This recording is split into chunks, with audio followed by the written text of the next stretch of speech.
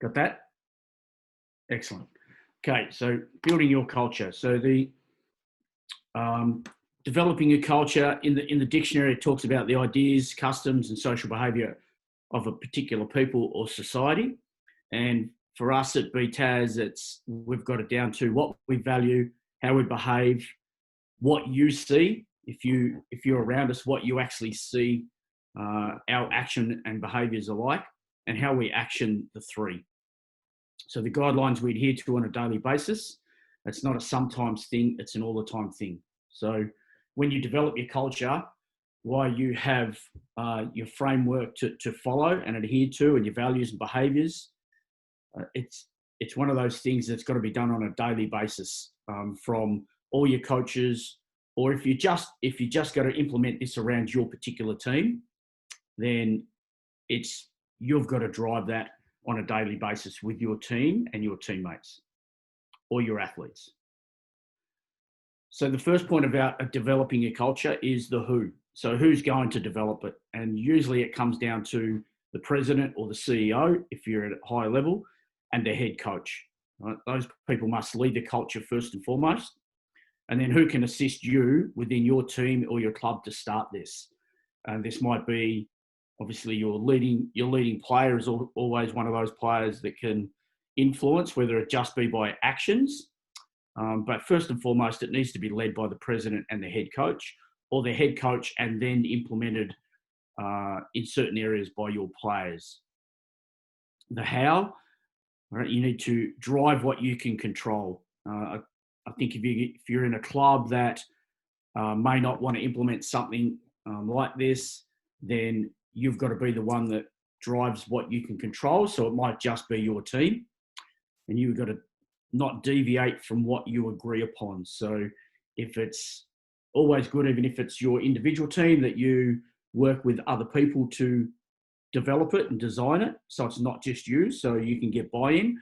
You can have some of your athletes sit down and go through this with you, so you can agree on some of the things that we will cover off in as we go, so they can help drive those standards.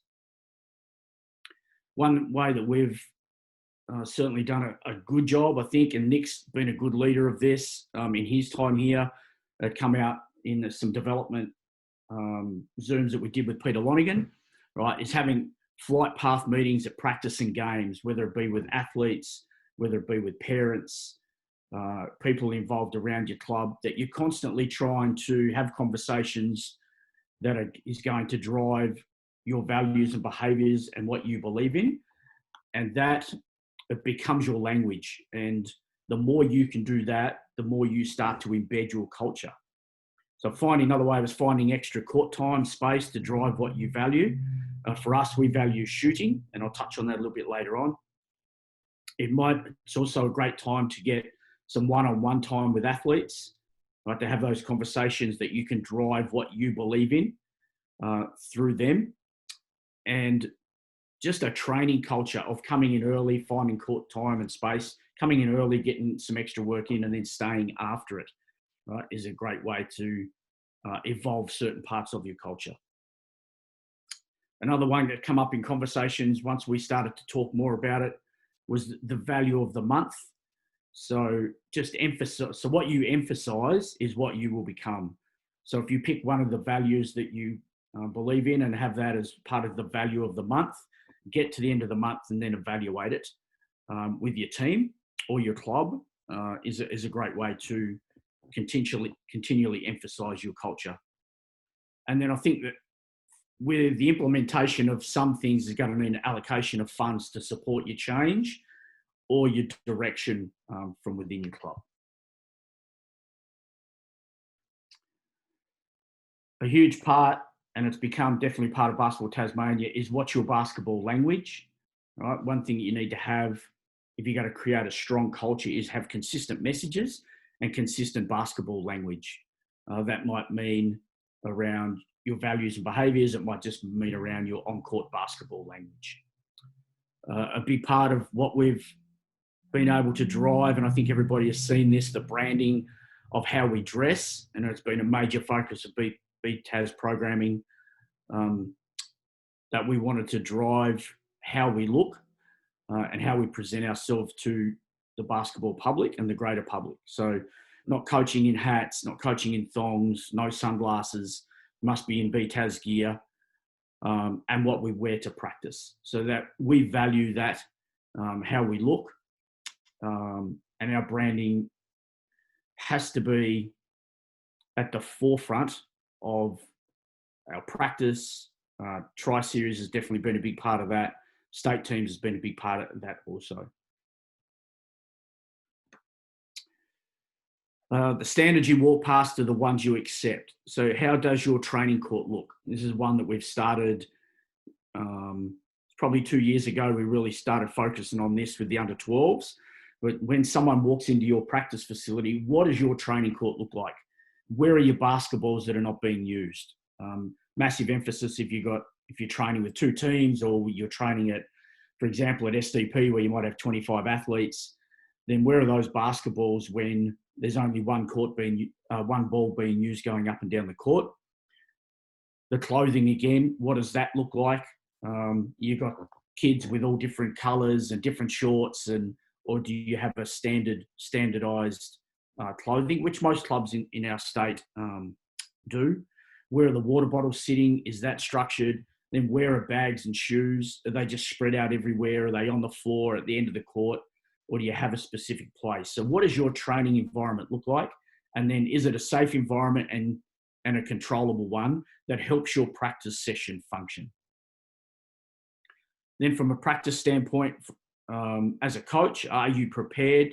You know, what's your checklist for practice to make sure everything is on point when you get there, and the things that you have to do, especially now we have COVID and the regulations that we have to follow there. So being prepared from that standpoint.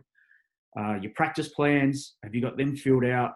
Do you have some for your assistant coaches? Do you have practice plans for your network coaches? Is the clock on? When you have access to a clock, do you put the clock on? Right, so you're on point with your training session times. When athletes know when training's going to start once they get out on the floor, I think that's a good one for just for the professionalism of practice. And I know we're not all got access to clocks at different stages. And then what are your non-negotiable practice habits? Right, and we'll cover off on those as we go through the presentation.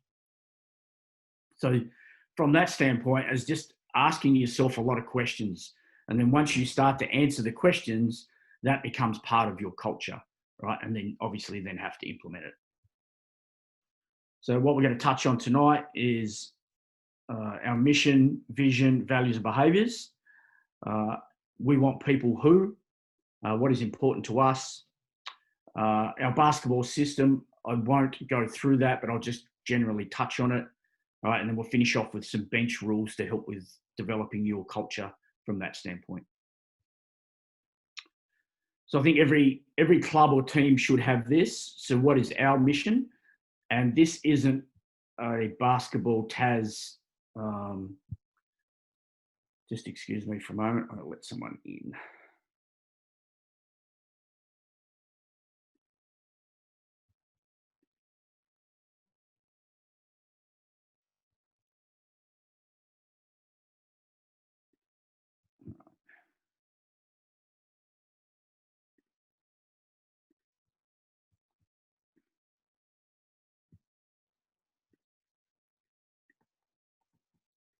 So this is a program mission, is to give Basketball Tasmania program athletes the opportunity to chase their dreams through representing their state on a national stage.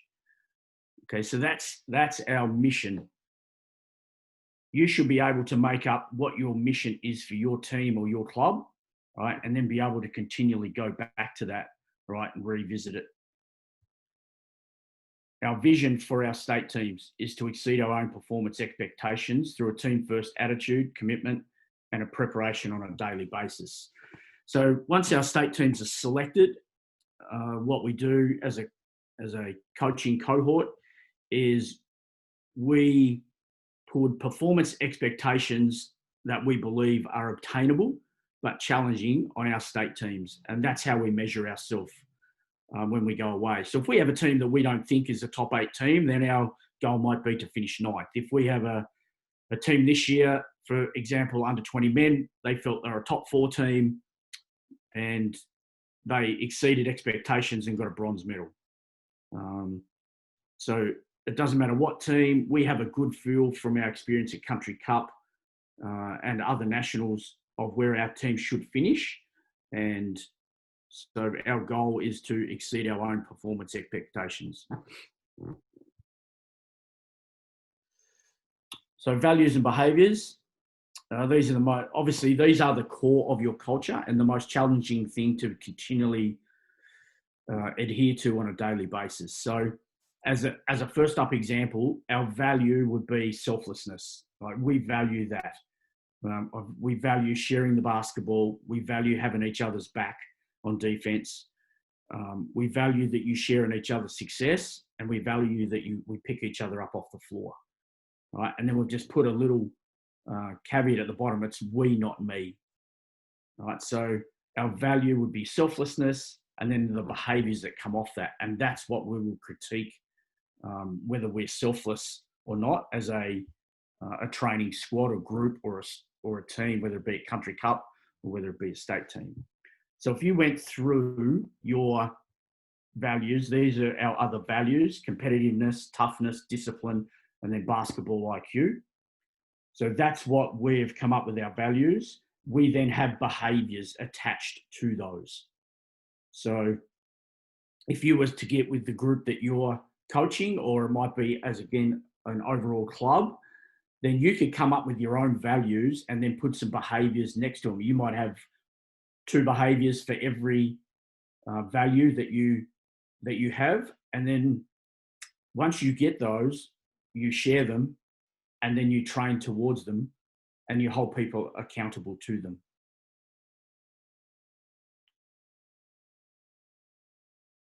You can have multiple.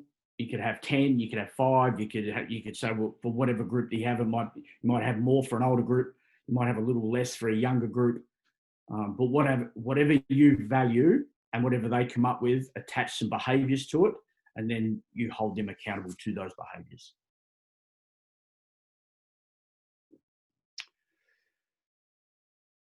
One of the things that is probably greater than the basketball side of it is we want to develop athletes, right, who have a range of different criteria. So by the time they leave BTAS basketball, I would love, and we're not perfect and we don't get everything right. And I'm sure that clubs are the same. I'm sure NBL clubs are the same. NBA teams are the same. All have values and behaviours and want to develop people and athletes into having certain characteristics. But we want to develop people into having a love for the game. And then we've got a range of things there: consistent work ethic, the courage to take on challenges, the ability to handle adversity, a passion to defend, a willingness to sacrifice the good of the group, and open and honest communication with teammates and coaches. And how do we develop those? We develop those with our flight path meetings, our pre and post practice rebounding for different athletes and having conversations there, having parent conversations, right, and building habits of practice. Right? Again, you can have a small range of that. These are just an example of what we want to develop athletes into having. They're not going to be perfect at all of them, but it's our responsibility as coaches to delve into other areas just than putting the ball in the basket. Some practice habits. So we'd come up with a group of 6 practice habits that we want to basically emphasize every practice. And if we didn't get anything else done in the session, we didn't coach anything else for the whole session, and we just focused on those habits, and we kept emphasizing and holding people accountable to those, then we would be able to end practice, right, accomplish some good things. Right? We all know how often we've got to talk to athletes about giving more ball pressure, or sprinting the floor, or communicating, or just competing, or blocking out. So if you just take your core habits of what you believe in as a coach, or what you want as a club, it might be 4, it might be totally different to the habits that we've got here, but whatever you take and you emphasize will be what you become good at. I don't think we're great at blocking out. I think it's It's something that, as a state, we've got to get much better at. I think we're a good communicating state. I think we compete. I think competing and contesting every shot almost come together. I think we can sprint the floor better. Our statistics show we're not a great team in pace. So we've got to get better at our practice habits, but we actually have a formula to practice too. Right? So the question you're going to ask yourself is, what are my practice habits for my team or my club? What is important to us, right? And this is more basketball specific. So if I looked at what I think is important to Tasmanian state teams, definitely rebounding for obvious reasons. And the percentages break, when you work them out, they work to be us just breaking even. So if our state teams can go away and break even in the rebounding, that will keep us in the contest, right? We value guarding the ball, right? And then there's some things there that we've got to be able to critique that. The most important thing in the game for us is keeping possession. It is for everybody, but we have a massive emphasis of keeping possession of the basketball. What's the most important thing for Tasmania, right, is keeping possession, right? Athletes should be able to regurgitate that. There's some behaviours that go with that. Being organised, faking short and passes, staying aggressive. And then we talk about turnover percentage, not just a number of turnovers, but keeping it below 15%. And then the biggest thing for us is that is important is our shooting. We're never going to be a team that has 3 or 4 athletes over 6'2", 3 for the female, or 6'7", 8 for the males. So we have to become a very good shooting state, right? And then there's some behaviours off that. We value technique. We cover it off in volume shooting and contested shooting. We believe we've got an excellent offensive style of play, right? And then we attach some effective field goal percentage that we can evaluate our nationals from. And Nick's done a great job of evaluating our statistics from nationals for the last couple of years to give us this data. But the thing that you have to then come up with for your team or club is what is important to you basketball-wise. Now, you could take these 4 things. It might be something totally different. It might be you're a heavy pressing team, so you value disruption. It might be you're a zone club and you're going to be the best zone club in Tasmania. So you value how you defend from a zone standpoint. What is important to you, and then what you put time into is what you become, and then from that, right, will form part of your culture.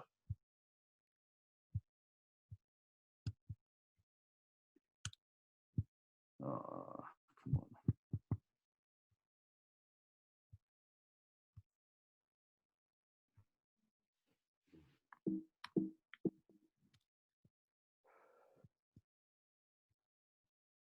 Do we have any questions, Nick? Just while I'm trying to unfreeze this. None that have come through yet. So, yeah, good time for a reminder that if you have any questions, shoot them throughout.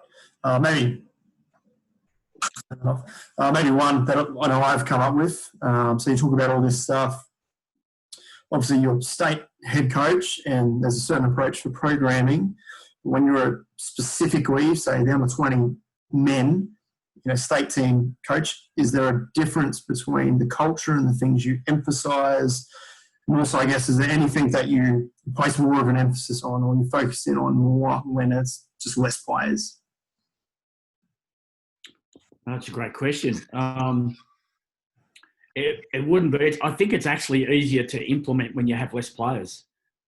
I think and especially by the time you get to under 20s, because if you have a culture that has been set and may have some tweaks, as I mentioned earlier, you can change some things from year to year. But the more consistent you can be, the better you've got to be at it. There's no doubt about that. So I think from a team standpoint, I actually think it's easier. What you do end up having is when you get into a team, some things may depend on the level of talent you have. and your roles definitely change by the time you get to state teams. Now, it probably doesn't change what is important to you. It may change a little bit your style of play, which we're not covering in this, but it's certainly some things definitely change when you get to your individual groups and you get to know players better. But I think and we have talked about this, having the flexibility as a state coach to, once you get your team, these are the guidelines and the parameters that you can work in, and we keep them quite wide, because when you do narrow down to an individual team, you want to be able to manipulate that team to get the most out of it.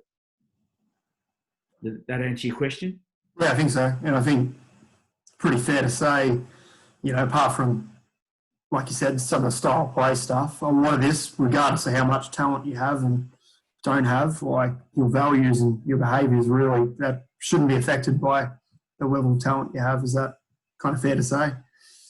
Yeah, most definitely. We're not talking about basketball-specific talent as such. We're talking about your culture and how you develop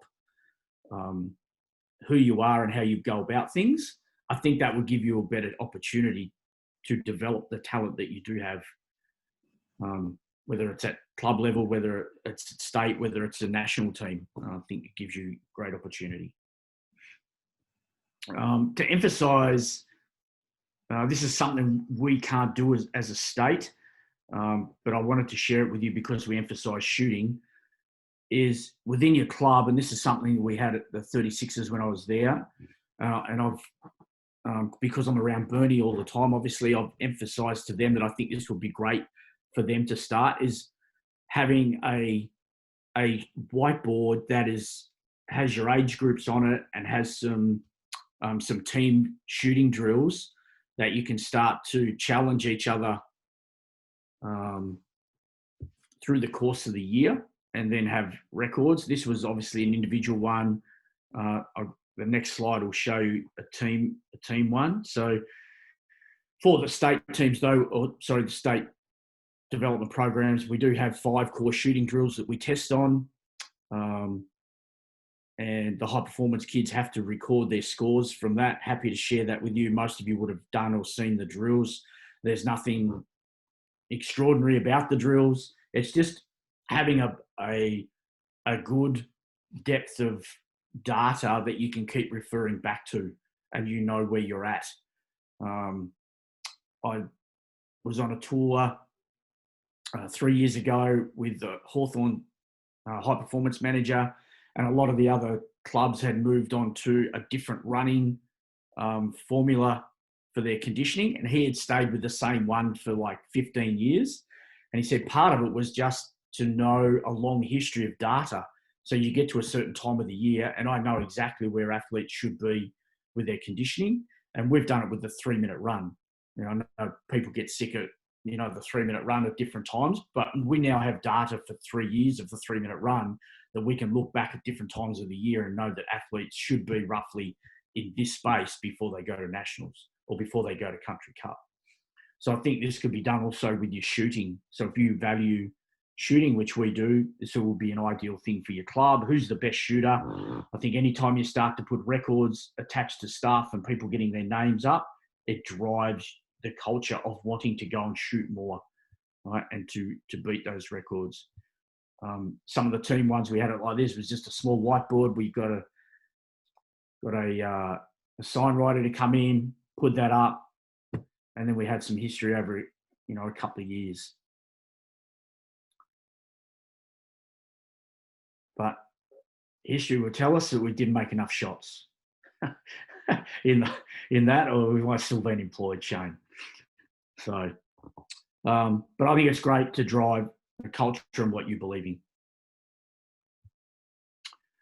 in. Some of the things I think are really important for junior teams and senior teams alike, but definitely junior teams, is having some rules around your bench to keep people engaged and locked into the game. And these are some of the things that we have come up with for our bench rules: people subbing in and out, transfer of information, touching teammates when they're subbing in so there's a connection, got to run on and off the floor.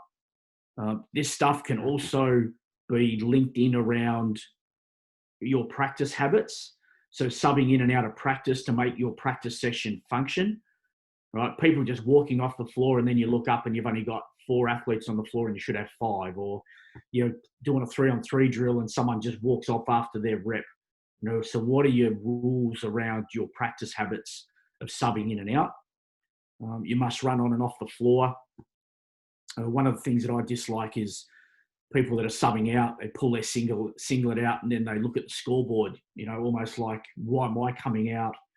And, displaying body language that doesn't lend to the person coming in, feeling good about subbing in for them. And you've got to look positive when you're subbing in and out. Right? And then bringing in energy on the bench, standing on a good play, instructive talk from the bench, sitting forward at all times and not having gaps on your bench. It's all part of your culture and how you want to be viewed from people that are there watching you and watching your games. Some other bench rules that we have around timeouts is meeting your teammates on the floor, eyes on the coach, stay invested in the game. What is my job coming out of the timeout? And just tight group with a focus. And then some in-game stuff that we want the bench to be recognising. Yelling 5 seconds on the shot clock on offence, so we don't count down. I think that creates anxiety. So just being able to yell 5 seconds and then leaving the offensive players to make decisions. Yelling hustle with 5 seconds left on defence in pick and roll, and then yelling out smash and punch screens when we're on defence. So you're staying invested in the game even though you're not on the floor. Right, and then the referees, keep your emotions even and be respectful. Right, the referees are the coach's responsibility. So having some rules around that, it then allows you to be able to go back and either discipline it, reinforce it. It has some reference points to say that we've discussed this. That's part of our culture. We don't do that, or we do this, and it also can be acknowledging good behaviour from that standpoint. So some things to finish up about developing your culture. All right, you are striving for perfection. That's what you're striving for, right? And it's very difficult to get there, but that's what we're aiming for. Now, you've got to be bold. You be different. Right? You don't have to be like everybody else. Create your own culture and how you do things. And as I said right at the start, you got to believe it. You got to live it. Right? You've got to have a growth mindset as a team and a club. Right? Can't have a fixed mindset. Everything's changing around us, and we need to be able to change with it. You need to have an agreed plan and direction, whether that's with your team and your athletes, whether it's with your club, and then you as a coach. But it needs to be an agreed plan and then a direction going with everybody in the one direction. Need to be disciplined in implementing it daily. So it can't be you've had a bad day at work and you come in and you let your culture slip. And that's the same with the players, that you have reference points to be able to continually go back to. But you need to be disciplined to implement it daily. And then what sets you apart, whether it's as a club, as a coach, as a state body. I take great pride in our athletes going away to country cup and to nationals and having my peers talk really positively about our state and how we play and how we carry ourselves. That gives me great pride and feel very a lot of pride in the kids as well when that is relayed back to us. So what sets you apart as a coach and as a club? And why should new aspiring basketball players come to my team or my club? Like, you have to ask yourself that question.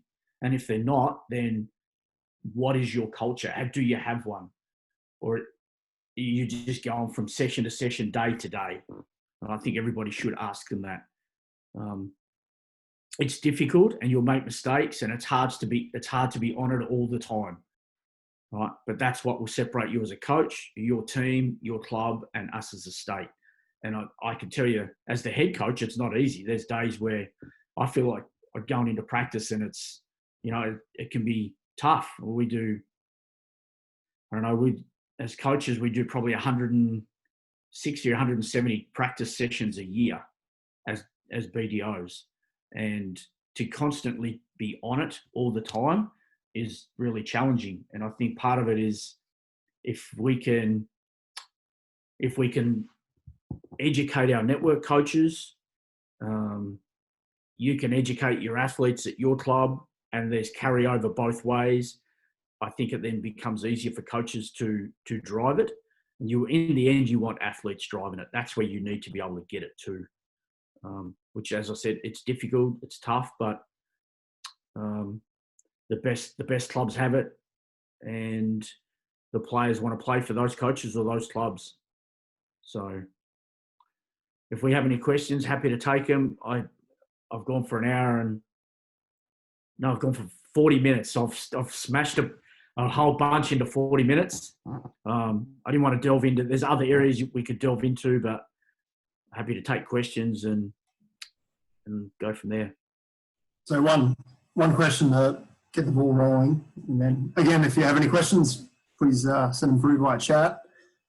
So how can others? So as an example, for program sessions, network coaches, or for clubs, if you have an assistant coach there, or a parent helping out, how can those, I guess, not the lead coaches, how can others add to the culture? How can they contribute? I think the best way, if you have new people coming in or you have network coaches that are either inexperienced, not necessarily young, they might be a parent. I think the best thing you can give them, and I've got to do a better job of this, I don't do a good enough job of this, is giving them practice habits. Just give them a couple. And I remember back to when I first started as a network coach on the under-19 Emus in 2007. I went to camp in Canberra, and I think it was Paddy and Delhi were in those camps at that stage. And my whole job for the whole 4 days was hand pressure and ball pressure. And that was all I coached. I just went around the court, and then on every catch, I was yelling at the defender to carry his hand to stay up into the ball. And if I didn't do that, then I was held accountable. I have Marty Clark yelling at me, "Rat, you got to stay on that. You got to be on the ball pressure." So I think just picking habits for the coaches to coach. And as I said, if you can leave your session with those 6 habits completed for the evening, no matter what else you got done, that would end up being a good session. So that would be a starting point. Pretty good. What would you say is, if there's one thing that you would you evaluate others on in their culture, or you're trying to build it up? If you had to pick one thing, just like a really good starting point, what would that one thing be? Oh, one thing.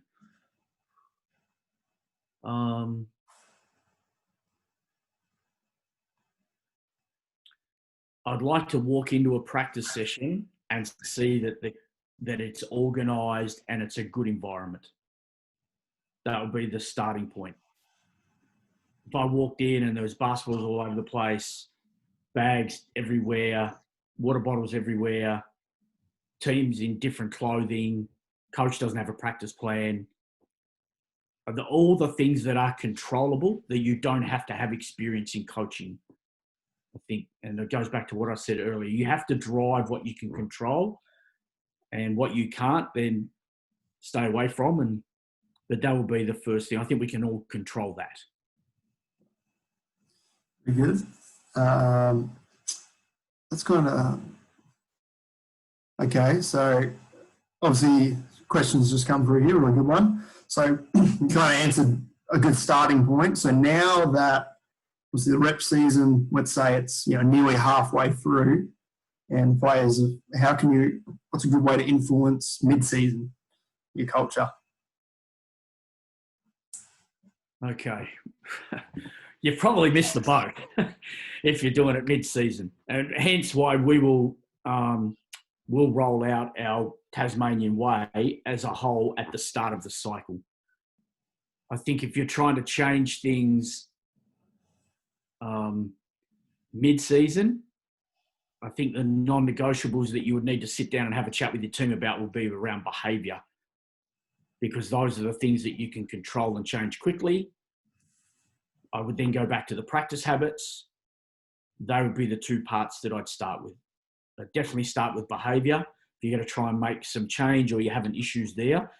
And if it's mid-season, I would get the players involved in those conversations. I wouldn't just come one day and then just start changing direction with them. I'd sit them down and have a conversation, talk about some things that you would like to implement and have them included in that, because they will have to get buy-in, especially coming in, in the middle of the season. If you either got to implement something new or you got to change direction that you've been going. Does that make sense? Yep, definitely. And I think that, I guess to compare it, I guess, if you say a professional league, like if the head coach gets fired and you're brought in as the interim, I think that what you said would be the way that you would try and influence mid-season would be that, having more conversations, trying to get people on the same page. And I think that ties in well with the next question of how can you get buy-in from others? So if you want a particular culture for your club team, how can you get the parents on board with that? Well, I think to start with, it needs to be driven by the president and his committee and coaches, and it needs to be like an open forum where you go and sit down and develop your document, your culture document. Not dissimilar to what we've been through with Sport and Rec when we're developing our overall plans for Basketball Tasmania and for clubs. So you need to start with a small group and then work out there. You wouldn't want to start with a big group, because you obviously the more voices you have, the more difficult it's going to be to get some common ground to move forward. But I would start with a small working group if you're going to develop it through your club. Right, and then start to definitely president, definitely your core committee, and then your coaches, right, that are going to coach your junior and senior teams. They need to be involved in that, and then find a framework that you want to work off. It's taken me a fair while, and with your input and Brad's over the last 2 years, to really nail the Tasmania way down to what I wanted and to what we believe in. And I'm comfortable with it now. So it's not something that you're going to get perfect the first time unless you go invest a lot of money in it and get full professionals to come in and help you develop it. But again, it's also what you feel as a club and what's good for your club. So it's hard for outside people to be able to come in and tell you what your culture needs to be. It needs to be part of who you are and what you believe in. I think to kind of add to what you said there about something we do with programming, and I know when I was back in Cairns that we did, I guess a really good way to bring the parents in and for them to understand what you're trying to do is have induction meetings. So, at the start of each season, bring the parents in, have a meeting with them, lay it out. This is what we value. This is the behaviours we expect. Here's some real, basic guidelines around practice and what to bring and all of that. I think that's and I found that to be a really beneficial way to, help bring parents into what's, expected of them. And then, at that, as well as other communication, whether it's via, a Facebook group or emails, obviously making it really clear that if you have any questions throughout, want you to come and have a chat to us about it. I think those induction meetings are a really good way to bring parents in, and you can really establish, your vision from your club and whatever's been set by, the board or whatnot. And we have those induction meetings with our 12, 14s and SDP. Those presentations are already set. So if anybody wants those, we're happy to share those with you to set a framework for you to do around your club or around your team. I would love to be able to sit in on a under 14 coach presenting to parents and the athletes his vision for the season and their values and behaviours and how they want to practice in a induction meeting at the start of the year. That would be the coolest thing. If we could all get to that, that would save us a lot of grief during the year when we're coaching. Very good. And I think no other questions have come through. So we might, obviously mindful it's a Monday night and, everyone's had a big day of work and other stuff going on. So if you have anything else, Mark, to add, otherwise we'll wrap it up. I don't, other than that, if you want to chat offline, if you want to chat about some different things, how you can, do it with your club and maybe some of the challenges you've had, I'm happy to get into more specifics on a face-to-face or over Zoom. I'm sure Nick and even Nate Burton will be happy to be involved in any of those conversations. That any way we can assist in that. Once the Tasmanian Way comes out, we'll send that to every club. You can formulate whatever you want from that as a guide.